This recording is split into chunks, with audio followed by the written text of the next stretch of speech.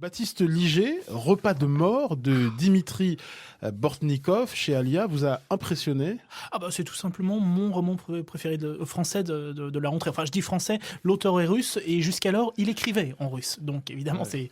Alors pour vous, c'est un objet littéraire difficilement identifiable, ça donne envie, hein? Ah oui évidemment, il suffit d'essayer d'avoir la chose entre les Allez, mains. donnez-nous envie de lire Repas de mort de Dimitri Bortnikov chez Alia. Alors, Vous avez 2 minutes.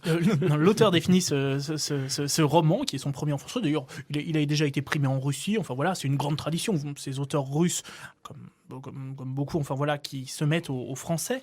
Et il fait un bal des revenants. Le narrateur, qui ressemble beaucoup à l'auteur, Dim, pour Dimitri, vous voyez le parallèle, a décidé presque de faire ressusciter tous les morts de sa vie, des hommes, des animaux, etc., dans une grande fresque d'inspiration autobiographique. Jusqu'ici, rien de neuf, sauf que, voilà, quand on a ce livre entre les mains, on fait face à une langue qui vient d'ailleurs, tout simplement. On se demande d'où vient cette langue, qui est d'une inventivité incroyable.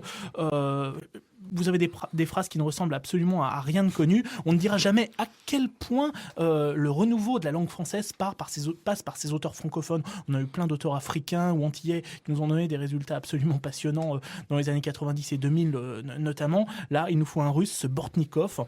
Je vais vous en lire juste 2 petites lignes, vous inquiétez pas, Ali. Les gens disparaissaient dans les nuits des dieux somnolents et dans la journée quand la neige aveugle, même des renardes, des novices, des vieux, des femmes, ni corps ni traces retrouvées. Ils prenaient leurs armes, ni hommes, ni corps, ni vêtements, pas un gramme de sang. Les disparus étaient en plein cauchemar et ils ne s'en réveilleraient plus. Tout est comme ça ne ressemble absolument à rien. Il y a des raccourcis étonnants.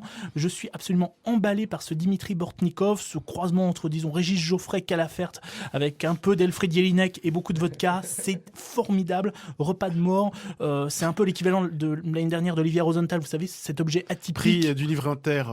Preuve que les lecteurs n'aiment pas que des livres formatés. Et là, on peut vraiment remercier les auditeurs de France Inter.